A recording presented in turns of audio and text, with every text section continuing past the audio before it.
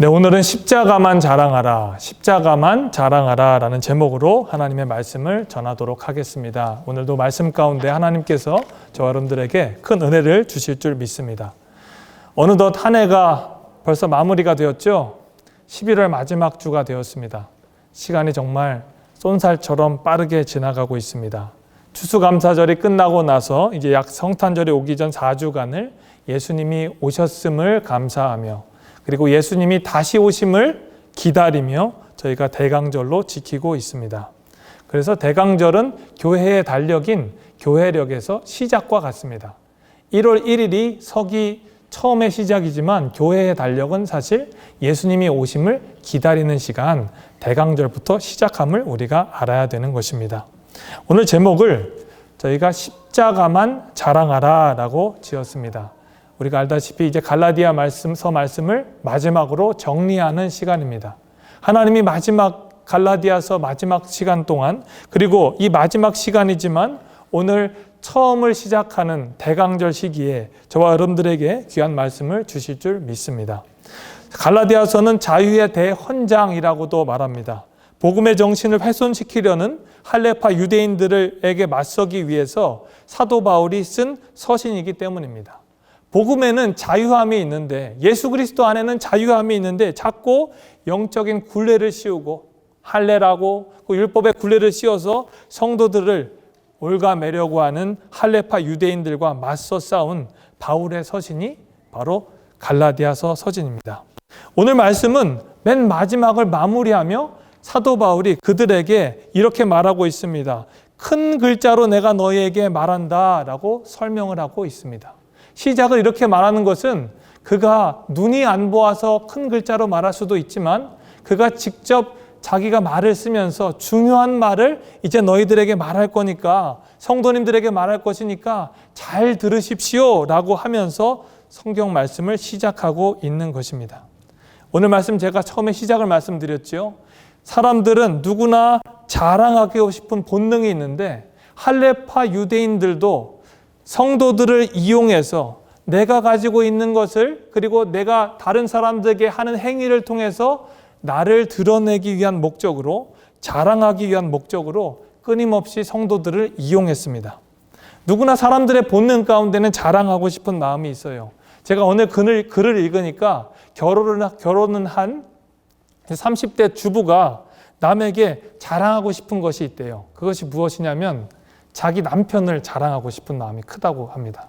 결혼을 했으니까 얼마나 신혼에 남편이 멋있게 보이겠습니까? 그래서 남편을 자랑하고 싶은 마음이 생겨서 모임만 가면 남편을 자랑한다고 합니다. 그러다가 이제 40대가 돼서 남편과의 관계가 조금씩 이렇게 되다 보면 남편 말고 자식의 성적을 자랑한다고 그럽니다. 우리 애가 얼마나 공부를 잘하는지, A를 얼마나 받았는지 그것을 자연스럽게 자랑하게 된다는 거예요. 이제 50대가 되어서 아이가 크고 대학에 가면 이제 자랑할 것이 또 없잖아요. 그러면 자기 집에 있는 강아지를 자랑한다는 거예요. 우리 강아지가 얼마나 잘생겼는지 프로필 사진이 바뀌게 된답니다. 그리고 이제 60대가 돼서 자녀가 출가를 하고 아이를 낳으면 누구를 자랑하죠? 손주를 자랑한다는 겁니다. 곰곰이 생각해 봅니다. 오늘 본문 말씀에 십자가만 자랑하라고 했는데, 아니 어르신들이 손주 자랑하는 것까지 하지 말라는 것인가? 너무한 것 아닌가라는 생각도 하게 됩니다. 그런데 이것이 자연스러운 인간의 본능이라는 거예요. 할아버지 할머니가 손주를 자랑하고 싶은 거 얼마나 좋습니까? 그리고 결혼한 갓 부부가 남편을 자랑하고 아내를 자랑하는 것 자연스러운 본능인데, 오늘 본문의 핵심은 요약하자면 다른 것들 다 자랑하면서 십자가를 자랑하라는 것이 아니라 십자가만 자랑하라 라고 설명을 하고 있습니다. 할레파 유대인들과 싸우면서 할례도 자랑할 수 있고 여러 가지 자랑할 수 있지만 사도 바울이 결단한 것은 십자가만 자랑하라는 거예요. 그리고 이게 갈라디아서 전체를 아우르는 결론인 것입니다. 내가 자랑할 것은 단 하나, 십자가를 자랑할 것, 그리고 십자가만 자랑할 것입니다 라고 설명을 하고 있습니다. 오늘 말씀 13절에 이렇게 나오죠. 할례를 받은 그들이라도 스스로 율법은 지키지 아니하고 너희에게 할례를 받게 하려 하는 것은 그들이 너희의 육체로 자랑하려 함이라. 할례를 받은 유대인들이 자랑하는 것들과 대비시키고 그들을 맞서서 싸우기 위해서 사도 바울이 결단한 것은 무엇이냐? 바로 십자가만 자랑하기 위해서였습니다. 할례파들은 성도들을 이용해서 자기들은 율법을 지키지도 못하는데 율법의 모양으로 잘 나오게 하는 할례를 통해서 성도들을 이용하고, 그리고 이 성도들이 할례를 받았음을 가지고 자기 자신을 드러내기 위해서, 자랑하기 위해서 성도들을 이용했습니다. 이런 성도들에게 사도 바울은 극명한 십자가의 복음을 제시합니다. 그리고 내가 자랑할 것 하나는 바로 십자가만, 오직 십자가만 자랑하겠습니다 라고 결단하게 됩니다. 왜 십자가만 자랑해야 되는지, 십자가에는 무엇이 있는지, 우리가 십자가에 무엇을 자랑해야 되는지 오늘 말씀 세 가지로 나눠보도록 하겠습니다. 첫 번째, 우리가 자랑할 것은 십자가에서 내가 죽었음을 자랑하는 것입니다. 다시 한번 말하겠습니다. 십자가 아래 내가 죽었음을 자랑하는 것입니다. 14절 말씀 제가 읽겠습니다. 그러나 내게는 우리 주 예수 그리스도의 십자가 외에 결코 자랑할 것이 없으니 그리스도로 말미암아 세상이 나를 대하여 십자가에 못 박히고 내가 또한 세상을 대하여 그러하니라. 아멘. 14절 말씀에서 단호하게 성경은 말하고 있어요. 십자가 말고는 자랑할 것이 결코 없다. 왜 그렇습니까? 세상이 자신을 예수님 때문에 못 박았고 자신도 이제 세상에 대해서 분리되고 못을 박았다는 것입니다. 비록 십자가로 인해서 단절이 되었지만 나는 그럼에도 불구하고 십자가 아래서 내가 죽었음에 감사하며 이 십자가 사랑을 드러내고 자랑할 것입니다 라고 바울이 고백하는 것입니다.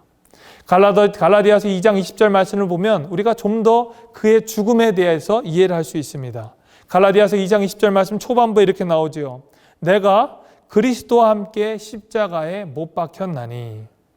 사도 바울이 말하는 거예요. 나는 십자가에 내 자신을 못을 박았습니다.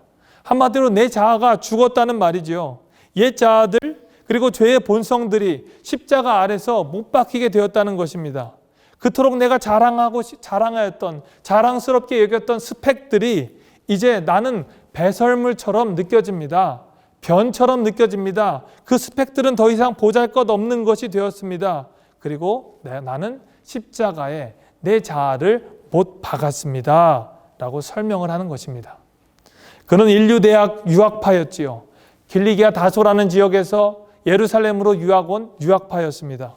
최고의 요직에 앉았습니다. 그리고 최고의 석학의 제자였습니다. 바리새인 중에 바리새인이었죠. 마치 지금의 국회의원의 타이틀을 갖고 있는 국회의원 타이틀, 그리고 세상의 석학 모든 것을 다 누리는 사람으로 보는 유일무이한 사람이었습니다.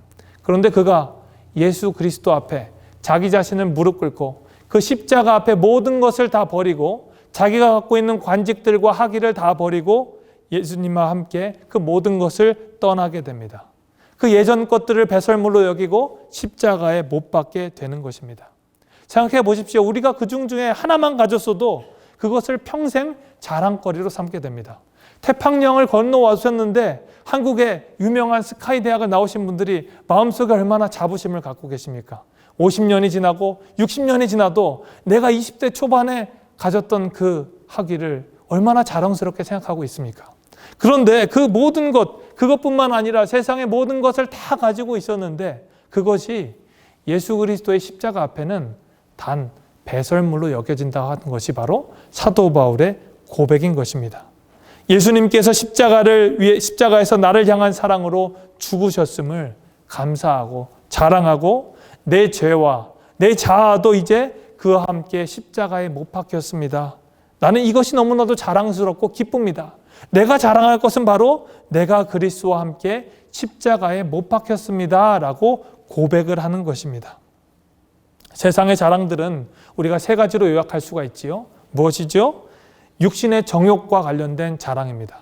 내가 육신적으로 힘이 세고 그리고 내 육신적으로 할 수 있는 것이 많다는 자랑이 많이 있죠.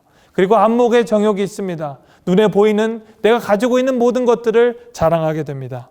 그리고 이생의 자랑이죠. 내 삶이 얼마나 화려한지 그리고 가치가 있는지 자랑하게 됩니다. 그러니까 세상에서 자라는 이 본능적인 자랑들은 이 세 개의 카테고리 안에 모든 것이 다 들어가 있습니다. 그런데 우리의 본성은 성령과 싸우게 됩니다. 예수님을 영접하는 사람들 가운데서 이제 죄와 싸울 수 있는 힘을 성령께서 주시기 때문입니다. 그래서 우리는 늘 매일 하나님 앞에 십자가 앞에 우리의 죄의 문제를 가지고 무릎 꿇고 기도해야 하는 것입니다. 고린도전서 15장 31절에 이렇게 말씀하지요. 형제들아, 내가 그리스도 예수 우리 주 안에서 가진 바 너희에 대한 나의 자랑을 두고 단언하노니 나는 날마다 죽노라. 할렐루야. 우리의 고백이 이 고백이 되어야 돼요. 내가 자랑할 것이 무엇이냐? 바로 나는 날마다 죽습니다. 내 삶은 날마다 죽는 삶이라는 거예요. 내 자아는 주님 앞에 나와, 이 십자가 앞에 나와, 주님 앞에 나와 무릎 꿇고 자아를 죽이는 싸움을 주님과 해야 되는 것입니다. 내가 자랑할 것은 바로 내가 주님과 함께 죽었고 앞으로도 주님과 함께 죽을 것입니다 라고 고백을 하는 것입니다. 여러분, 찬송가 가사가 있잖아요. 내가 매일 십자가 앞에 더 가까이 가오니 구세주의 흘린 피로서 나를 정케 하소서. 얼마나 아름다운 가사입니까? 매일 내 죄를 가지고 십자가 앞에 가는 삶이 바로 성도의 삶입니다. 2021년 우리가 말씀과 기도로 거룩해지는 해를 저희가 가지고 모토로 삼고 한 해를 달려왔습니다. 이제 당회에 제가 여러분들에게 2022년도 우리가 가야 할 방향들을 선포하고 같이 기도하면서 이야기를 나누어야 합니다. 저는 2022년 제목을 여러분에게 미리 제공해 드리겠습니다. 2022년은 내가 매일 십자가 앞에 라는 제목으로 한 해를 살아가려고 합니다. 내가 매일 십자가 앞에. 제가 담임 목회를 하기 전에 가장 꿈꿨던 목회의 이상적인 방향이 무엇이냐면 Jesus Everyday입니다. Jesus Everyday. 매일 하나님 앞에 나오는 목회를 하고 싶다. 매일 주님과 함께 만나고 매일 성도님들과 주님과 함께 교제하고 또 매일 하나님 앞에 나와 예배하며 찬양하며 어떤 방식이 일어나든지 교제하는 삶을 꿈꾸고 싶다. 이게 제가 지금도 마음속에 갖고 있는 제목입니다. 그런데 상황적으로 여건적으로 도시에 사는 성도님들 굉장히 바쁘시잖아요. 바쁘시고 매일 모일 수 있는 환경이 못 됩니다. 그래서 이 문제를 어떻게 할까? 하나님, 주님이 주시는 철학은 저에게 생각하신 것은 Jesus Everyday, Everyday 처치인데 상황적으로 굉장히 쉽지 않습니다라는 것을 가지고 기도했습니다. 그래서 제가 한편으로는 저 시골에 가서 목회할 생각도 했어요. 시골에 가서 목회하면 시골에 있는 목회하는 분은 굉장히 좀 시간적으로 집에 매일 예배 나오실 수 있는 환경이 되잖아요. 그런 기도 제목도 갖고 있었습니다. 그런데 제가 시골에서 목회하는 분들에게 연락을 해보니까 그런 소질이 맛이라는 거예요. 시골에 있는 분들이 얼마나 바쁜지 아시라는 거예요. 이 도시에 있는 분들보다 시골에서 목회하고 농사하시는 분들이 얼마나 바쁜지 모른다고 이야기를 들었습니다. 시간적으로, 상황적으로 우리가 초월해서 아무튼 제가 기도하는 것은 Jesus Everyday입니다. 주님과 어떻게 매일 만날까? 우리는 주님과 말씀으로 만나야 합니다. 그리고 주님과 기도로 만나야 합니다. 이 모든 것을 가지고 십자가 앞에 나와야 합니다. 이게 바로 내년에 저희가 하나님 앞에 주님 앞에 드려지는 한 해의 제목입니다. 내가 매일 십자가 앞에 더 가까이 하노니 구세주의 흘린 보혈의 피로서 우리를 정결케 해주시고 거룩한 삶을 살게 해주십시오 라는 제목을 가지고 나아갈 때 여러분, 날마다 죽고 우리의 영혼은 날마다 새로워지는 귀한 은혜가 있기를 간절히 축원합니다. 성도가 살 길은 매일 십자가 앞에 나오는 길이지요. 여기가 줌으로 그리고 매일 하나님 앞에 예배를 드리고 있습니다. 월요일에는 주일에 드린 예배를 가지고 다시 복귀하면서 하나님 앞에 예배를 드리고 있습니다. 매일 십자가 앞에 나와 우리의 자아를 죽이며 우리의 영혼을 살리는 저와 여러분들이 되기를 간절히 축원합니다. 여러분, 무엇을 또 자랑해야 될까요? 십자가를 보면 우리가 무엇을 자랑해야 될까요? 두 번째, 십자가를 통해서 내가 살았음을 자랑해야 됩니다. 십자가를 통해서 내 영혼이 살아있음을 자랑해야 된다는 것입니다. 15절 말씀 제가 읽겠습니다. 할례나 무할례가 아무것도 아니로되 오직 새로 지으심을 받는 것만이 중요하니라. 할례자는 믿음의 행위로 인해서 할례를 받느냐 안 받느냐로 세상을 바라보았어요. 할례를 받은 사람은 거룩한 사람, 할례를 받지 않은 사람은 아직 영적으로 부족하거나 하나님을 알지 못하는 사람으로 바라보았습니다. 그들이 갖고 있는 이분법적인 사고 방식이었습니다. 형식에 치우쳐서 자기의 내면을 바라보지 않고 형식적으로 할례를 받은 사람들만 거룩한 사람으로 치부하였습니다. 그런데 사도 바울의 관점은 달랐어요. 할례를 받은 것, 할례를 받지 않은 것이 중요하다는 것이 아니에요. 할례를 받고 안 받고의 유무를 떠나서 오직 새로 지으심을 받은 자만이, 받은 것만이 중요하다는 것입니다. 영어로는 이렇게 되죠. New creation. 하나님 안에서, 예수 그리스도의 이 십자가 안에서 새로운 창조물이 된 자만이 중요하다고 말씀하는 것입니다. 이 창조는 누가 가능하죠? 자기 자신으로 새롭게 창조할 수 있나요? 아닙니다. 창조자가 있을 때 가능합니다. 새 사람이 되는 것은 내 안에 새로운 영을 주시는 분이 있을 때 가능한 것입니다. 갈라디아서 2장 20절 후반부에 이렇게 말하지요. 그런즉 이제는 내가 사는 것이 아니요 내 안에 그리스도께서 사시는 것이라. 이제 내가 죽었으니까 내 안에 예수님께서 사시게 된다는 것입니다. But Christ lives in me. 예수님께서 이제 내 안에서 살고 계셔서 내 안에 예수님께서 살아가시는 모습을 통해서 죄와 싸우게 하시고 성령의 전이 되어서 이제 죄와 싸울 뿐만 아니라 주님과 함께 거룩의 삶을 살아가게 되는 것이지요. 그래서 고린도후서 5장 17절 말씀에 이렇게 고백합니다. 그런즉 누구든지 그리스도 안에 있으면 새로운 피조물이라. 이전 것은 지나갔으니 보라 새 것이 되었도다. 할렐루야. 하나님께서 우리에게 자정하실 때, 예수님께서 자정하실 때, 우리가 십자가 앞에 나아가실 때 우리의 자아는 떨어지고 자아의 힘은 쓰지 못하고 예수님이 우리를 새로운 창조물로 만들어 주신다는 것입니다. 누구든지 그리스도 안에 있으면 어떤 죄인이라든지 새로운 피조물로 창조될 수 있다는 것입니다. 그리고 고린도후서 4장 16절에 이렇게 말씀하지요. 그러므로 우리가 낙심하지 아니하노니 겉사람은 후패하나 우리의 속은 날로 새롭도다. 겉사람이 자꾸 늙어집니다. 그리고 우리 육신이 자꾸 힘이 없어지고 기력이 쇠해집니다. 하지만 사도 바울의 고백입니다. 내 속사람은 날로 새로워진다는 것입니다. 육신적으로 연약해질지 모르지만 우리가 하나님의 말씀 가운데 거하고 주 안에 거하면 예수님께서 우리의 영을 계속적으로 새롭게 창조해 주신다는 것입니다. 예전에 제 아내가 저에게 티셔츠를 사준 적이 있어요. 몇 달 전이죠. 티셔츠를 사줬는데 티셔츠를 제가 무의식적으로 계속 입었던 것 같습니다. 계속 매일 그 티셔츠만 입었던 것 같아요. 그런데 어느 날 제 아내가 저를 보고 씩 웃더라고요. 그래서 제가 이야기했어요. 왜 웃냐 얘기를 했더니 그냥 하염없이 웃어요. 그래서 얘기를 해주더라고요. 내가 보니까 당신은 새 거를 참 좋아하는 것 같다는 거예요. 새로 산 옷, 새로 산 거를 참 좋아하는 성향이 있다는 거예요. 그러고 보니까 그런 것 같습니다.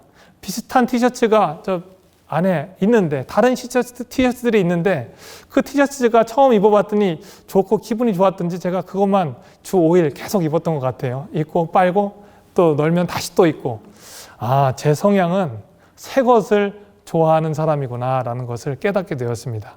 그냥 무의식적으로 새 거가 좋은 것 같아요. 여러분들도 아마 그런 성향이 있을 것 같아요. 새로 산 옷, 새로 산 집, 새로 산 자동차, 그리고 새로 산 가방이라든지 월렛 이런 것들을 보면 기분이 좋지 않습니까? 새 것이고 그리고 내가 이것을 쓸 수 있다는 것에 기분이 좋습니다. 그런데 우리의 영혼이 죄악으로 계속 더러워지고 그리고 죄로 물들어 있는데 이 영혼 가운데 주님이 우리의 마음을 새롭게 해주시면 우리의 마음이 얼마나 즐겁고 기쁘겠습니까? 우리의 영혼이 예수님으로 인해서 마치 새 옷을 입은 것 같이 기쁘고 즐겁지 않겠습니까? 에베소서 4장 22절로 24절에 이렇게 고백합니다. 너희는 유혹의 욕심을 따라 썩어져가는 구습을 따르는 옛사람을 벗어버리고 오직 너희의 심령이 새롭게 되어 하나님을 따라 의와 진리의 거룩함으로 지으심 입은 받은 새 사람을 입으라. 우리의 심령이 하나님의 영으로 거룩해지고 예수님의 십자가의 사랑으로 우리의 영이 죄와 멀어지게 되면 우리가 마치 심령이 새롭게 돼서 의와 진리의 거룩함으로 입은 새 사람, 새 옷을 입은 사람이 되게 된다는 것입니다. 그렇기 때문에 여러분 주님 안에 거하십시오. 그리고 주님 안에 거하며 날마다 거룩의 새 옷을 입으시길 바랍니다. 매일 십자가 앞에 더 가까이 가면서 주님이 주시는 거룩의 옷, 세상에서 줄 수 없는 이 거룩의 옷을 우리가 날마다 입는다면 우리의 영혼이 얼마나 신바람이 나겠습니까? 사람의 힘으로, 사람의 능력으로 새로운 사람들을 새롭게 할 수 없습니다. 목회자가 아무리 능력이 좋아도 좋은 프로그램을 제공한다 할지라도 성도가 새로워질 수는 없습니다. 단 한 가지 방법은 성도님들을 주님 가운데 오게 인도할 뿐이고 그리고 인도하신 하나님께서 우리를 바라봐 주심으로 각자 성도의 심령 가운데에 새 옷을 입게 하시고 새 바람을 일어나게 하시고 그 안에 새 옷을 입게 하실 때 하나님께서 여러분들에게 신바람을 일으켜 주시고 새 바람을 일으켜 주실 줄 믿습니다. 2021년을 맞이하면서 2022년에 하나님 앞에 기대하게 됩니다. 그리고 기도하며 소망하게 됩니다. 주님이 우리 각자 성도님들이 여러 가지 기도 제목을 가지고 있는데 기도 제목을 주님 앞에 가지고 무거운 짐을 가지고 십자가 앞에 더 가까이 나올 때에 예수님께서 구세주의 흘린 피로서 우리들을 정하게 해주실 것을 기대하게 됩니다. 여러분 2021년 많이 힘드셨잖아요. 그리고 고난 가운데 계셨잖아요. 하지만 2022년 하나님께서 여러분들이 주님 앞에 더 가까이 나오실 때에 예수님의 흘린 보혈의 피로서 정케해 주시고 거룩해 주실 줄 믿습니다. 그래서 날마다 우리의 육신은 후패하지만 영혼은 새롭도다 하는 고백이 여러분의 입술을 통해서 터져 나올 줄 믿습니다. 그리고 그 자랑을 내 안에서 예수님께서 사십니다. 내 안에서 예수님께서 거하십니다 라고 자랑하게 되실 줄 믿습니다. 여러분 십자가만 자랑한다는 것, 우리 첫 번째 예수님 안에서 죽었습니다. 그리고 두 번째 예수님으로 인해서 내가 살았습니다. 그것을 자랑한다고 저희가 배웠죠. 마지막으로 무엇을 자랑하게 될까요? 십자가를 통해서 예수님의 흔적을 자랑하게 된다는 것입니다. 십자가를 통해서 예수님의 흔적을 자랑하게 된다는 것입니다. 17절 말씀 제가 읽겠습니다. 이후로는 누구든지 나를 괴롭게 하지 말라. 내가 내 몸에 예수의 흔적을 지니고 있노라. 아멘. 바울은 마지막에 성도들에게 이렇게 고백합니다. 할례를 자랑하는 사람들에게 너희들 자랑할 것 다른 것 있지만 내가 자랑할 것 하나가 있습니다. 그것은 바로 예수님의 흔적을 내가 갖고 있습니다. 영어로는 Mark of Jesus. 헬라어로는 스티그마라고 합니다. 내가 가지고 있는 한 가지는 바로 예수님의 흔적이라고 말하고 있습니다. 스티그마, 이 흔적이라는 것은 소나 양에게 낙인을 찍어서 누가 주인인지 알아보게 남기는 자국을 의미합니다. 많은 소들이 있잖아요. 양들이 있잖아요. 그 동물들에게 낙인을 찍어서 이 동물의 주인이 누군지 분별하게 하는 것입니다. 바울은 자신이 자랑할 것이 하나도 없지만 내가 자랑할 것은 바로 예수님의 흔적임을 말하고 이 흔적과 마크가, 이 스티그마가 결국에는 내가 예수님의 사람임을 증거하고 나타낸다라고 고백하는 것입니다.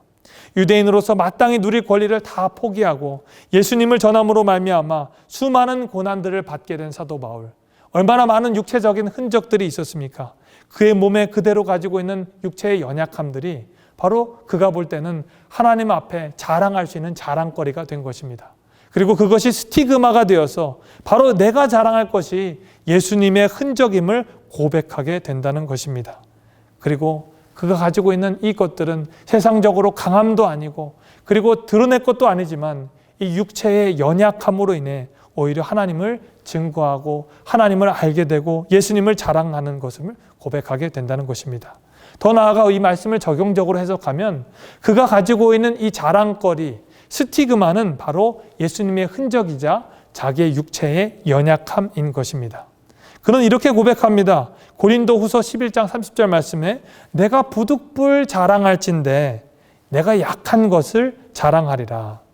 그가 자랑할 것, 제가 어쩔 수 없이 자랑하지만 약한 것을 자랑합니다 라고 고백을 하는 것입니다. 그의 고백은 바로 자기 육체의 가시, 이 약함을 통해 오히려 하나님을 더욱더 가까이 하게 되었음을 고백하는 것입니다. 고린도후서 12장 9절 말씀에 보면 이런 내용이 있어요. 오히려 이 약한 것을 통해서 내가 온전해집니다. 내 능력은 약한 데에서 더 온전해졌습니다. 내가 이것을 통해서 더 기뻐함으로 약한 것들에 대해서 자랑합니다 라고 그가 고백을 하는 것입니다. 왜냐하면 이 약한 것들을 통해서 하나님의 능력이 머무르기 때문입니다 라고 고백을 합니다. 그리고 10절 말씀에 이렇게 고백하죠. 내가 그리스도를 위하여 약한 것들과 능욕과 궁핍과 박해와 곤고를 기뻐하노니 이는 내가 약한 그때에 곧 강함이라. 그가 오히려 궁핍과 능욕, 핍박들을 자랑을 한다는 거예요. 이것을 가지고 기뻐한다는 거예요. 왜냐하면 그때가 오히려 하나님 앞에 매달릴 때예요. 하나님의 능력이 머무를 때요, 주님을 드러낼 때이고 주님이 내 안에 계시기 때문에 오히려 내가 강합니다 라고 고백을 하는 것입니다. 그는 자신의 삶 모든 것을 오픈했습니다. 자기의 연약함조차도 가리지 않고 오픈을 했습니다. 사람들은 자기의 연약함을 가리지요. 육신적으로 약한 것, 그리고 경제적으로 궁핍한 것, 그리고 세상적인 관계망에서 소외된 것, 이 모든 것들을 가립니다. 하지만 사도 바울은 그 반대로 행했어요. 육체적으로 약한 것, 경제적으로 궁핍한 것, 세상적으로 관계적으로 소외된 것, 이 모든 약함들이 하나님이 나를 오히려 강하게 하실 그때에, 나를 만나 주실 때요, 내가 주님과 더 가까이 하실 때이기 때문에 나는 이 약함을 드러냅니다. 그리고 이 약함이 오히려 나에게 강함이 됩니다 라고 고백을 하게 됩니다. 여러분이 갖고 있는 허물들이 있습니까? 여러분이 갖고 있는 육체적인 약함이 있습니까? 혹여나 그것이 여러분의 잘못이 아닌 하나님의 복음을 증거하다가, 그리고 믿음으로 살아보려다가 정말 이 세상에 있는 법칙들을 따르지 않고 하나님의 법칙대로 살아가려다가 생긴 상처와 가시라면 여러분, 이것들을 숨기지 마십시오. 이것을 주님이 주시는 스티그마로 자랑스럽게 드러내십시오. 세상의 방식대로 하지 않고 하나님이 나에게 주셨기 때문에, 주님이 나에게 주신 육체의 가시이기 때문에 나는 이것을 품고 살아갑니다 라고 고백을 하고 드러낼 때, 오히려 주님께서 여러분 안에 계시고 주님께서 여러분을 더욱더 강하게 만들어 주실 줄 믿습니다. 제가 전도사 생활을 하다가 교육전도사, 파트타임 전도사로 하니까 굉장히 삶이 궁핍했습니다. 저희 부모님이 하시는 사업도 쫄딱 망하셔가지고 더 이상 부모님의 서포트를 받을 수 있는 상황이 못 됐습니다. 저희 미국에 사노제에 거주했던 누님이 제 상황이 너무 안타까워서 월 얼마씩 저에게 서포트를 해줬습니다. 그것과 그리고 제 전도사 사례비를 가지고 제가 근근히 살아갔습니다. 전도사 사례비를 많이 주는 곳, 그런 곳을 찾아가지 않았습니다. 하나님이 필요로 하는 곳을 가고 싶었습니다. 한 사역지에 갔는데 사례비가 월 500불이었어요. 월 500불 중에 400불은 제가 학비로 대야 했습니다. 그런데 100불 중에 제가 또 헌금 생활을 해야 되잖아요. 그러니까 실질적으로 남는 비용이 없는 거예요. 하나님, 그래도 이 연약함, 제 약함을 하나님이 아시니까 하나님 사용해 주십시오. 하나님 나를 이끌어 주십시오 라면서 그 생활을 버텨나갔습니다. 저 너무나도 감사했어요. 이 연약함이 오히려 하나님이 주시는 기쁨이었습니다. 그 서울에서 부천까지 이렇게 차로 마음껏 대중교통을 이용할 수 있는 비용이 좀 아까워서 제 친구 전도사님과 함께 자전거를 타고 통근을 했습니다. 15마일 정도 됐는데 그 15마일 정도 되는 거리, 마포대교를 타기도 하고 어느 날은 성산대교를 타기도 하고 자전거를 신나게 타면서 찬양을 부르면서 왔다 갔다 하던 그 시간이 내 궁핍함을 느끼는 시간이 아니라 오히려 감사하고 기쁘고 주님을 증거하고 자랑하는 시간이 되었습니다. 여러분, 우리의 육체적인 궁핍과 그리고 우리가 갖고 있는 연약함들은 결코 숨겨서 되는 일이 아닙니다. 자기가 갖고 있는 상처들을 숨긴다고 이 문제가 해결됩니까? 심리학적으로도 보세요. 이 문제들을 숨길 때 문제가 해결되지 않습니다. 누군가에게 털어놓을 때 문제가 해결되잖아요. 마음이 가벼움을 느끼잖아요. 우리의 육체에 있는 죄의 짐들, 그리고 가시들, 더군다나 이것이 영적인 문제 가운데 하나님이 주시는 능력으로 살아가고자 할 때 생긴 스티그마라면 여러분, 이것을 더욱더 감사함으로, 자랑함으로 드러내야 하는 것입니다. 우리가 자랑할 것은 바로 주님이시기 때문에, 내가 생긴 이 상처는 바로 주님이 나를 통해 드러내고자 하시는 간증거리이기 때문에 우리는 기쁘게 드러내야 할 줄로 믿습니다. 제가 고린도후서 12장 10절 말씀이 있겠지요. 내가 그리스도를 위하여 약한 것들, 그리고 능욕과 궁핍과 박해와 곤고를 기뻐하노니 이는 내가 약한 그때에 강함이라. 내가 가지고 있는 이 박해 모든 것들을 기뻐한다라고 말하고 있어요. 이 기뻐하는 것은 왜냐하면 이 약할 때 강함 되시는 주님을 체험했기 때문입니다. 여러분, 지금 상황이 그로기에 몰린 권투 선수처럼 정말 힘들고 고난 가운데 있다면 이 약한 그때가 바로 주님을 만날 그때입니다. 고난은 주님이 주신 확성기라고 말씀하잖아요. 이 고난의 상황 가운데에 하나님이 여러분들에게 말씀해 주시잖아요. 이 고난의 시기를 여러분, 하나님이 주시는 영적인 회복의 시간으로 깨닫고 나는 이 약한 것을 자랑으로 여긴다라고 고백하는 저 여러분들이 되기를 바랍니다. 이어령이라는 대한민국의 유명한 지성의 대장부가 있잖아요. 이어령 문화교육부 장관도 하셨고 지금은 이제 거의 90세가 다 된 어르신 같은데, 이 어르신이 예수님을 믿지 않다가 나중에 그 따님 중에 한 분인 그 이민아라는 목사님께서 예수님을 인격적으로 영접하고 목회자가 된 모습, 그리고 마지막에 투병 생활 끝에 천국으로 가는 그 모습을 보고 예수님을 인격적으로 영접했습니다. 그런데 최근에 이분이 암에 걸리셨어요. 그래서 암에 걸리시고 나서 얼굴이 통통하신 분이었는데 완전히 피골이 상접한 분이 되었습니다. 그런데 이분이 결단한 내용이 참 놀랍습니다. 자기가 암을 진단을 받고 처음에는 놀랐는데 나에게 찾아온 손님이라고 생각을 하고 항암 치료를 전혀 하지 않고 이 암을 나의 친구로 받아들이고 내 삶을 정리하기로 했다는 거예요. 내 삶의 마지막을 이제 정리하고 이제 남지 않은 내 삶의 여정 가운데 어떻게 뜻깊게 살아갈까 고민을 했다는 것입니다. 정말 마지막을 어떻게 살아야 될지 고민하면서 그가 이런 결단을 내렸다는 거예요. 누구나 다 인생의 마지막은 있는데 이 마지막을 어떻게 맞이할 것인지, 그리고 하나님 앞에 어떻게 나아가야 할지 고민하면서 인생을 마무리 진다라고 말씀하고 있는 것입니다. 우리의 인생, 저같이 젊은 분도 이 어린아이도 모든 사람도 다 인생의 마지막은 있습니다. 우리 육체의 마지막에 우리가 주님 앞에 갈 때 우리가 무엇을 가지고 갈까? 무엇을 자랑할까? 주님, 내가 이것을 자랑합니다. 주님 앞에 이것을 자랑합니다 라고 할 때 우리가 내셔야 될 것은 바로 이것입니다. 주님, 내가 주님 앞에 더 가까이 나왔습니다. 십자가 앞에 내 자아를 못 박았습니다. 그리고 주님 앞에서 그리고 내가 살았습니다. 내 영혼을 살렸습니다. 그리고 마지막으로 주님, 내가 주님과 같이 살다가 상처도 좀 났습니다. 내 안에 스티그마가 좀 생겼습니다. 하지만 주님 만나서 참 기쁩니다. 감사합니다. 라고 고백하는 저 여러분들이 다 되시기를 주님의 이름으로 축원합니다. 십자가만 자랑하는 저 여러분들이 되기를 주님의 이름으로 간절히 축원합니다. 우리 시간 찬양하겠습니다. 우리 말씀 주신 말씀 기억하면서 다 같이 일어나서 찬양할 때 약할 때 강함 대신에 나의 보배가 되신 주 주님의 있는 보물을 나는 포기할 수 없습니다. 예수님이 십자가만 자랑하겠습니다라고 고백하는 이 시간 되길 바랍니다. 우리 다 같이 찬양하겠습니다.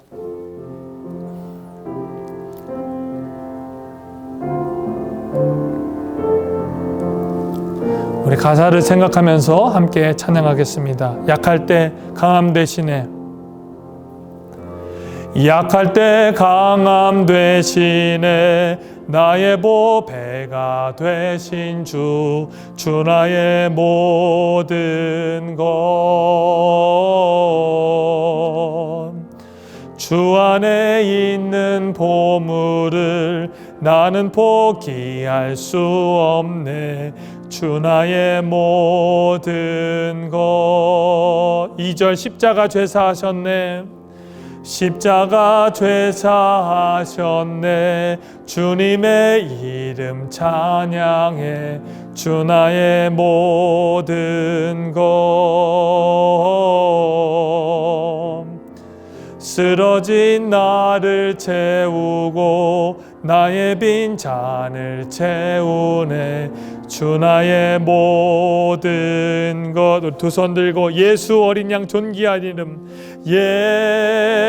예수 어린 양 존귀한 이름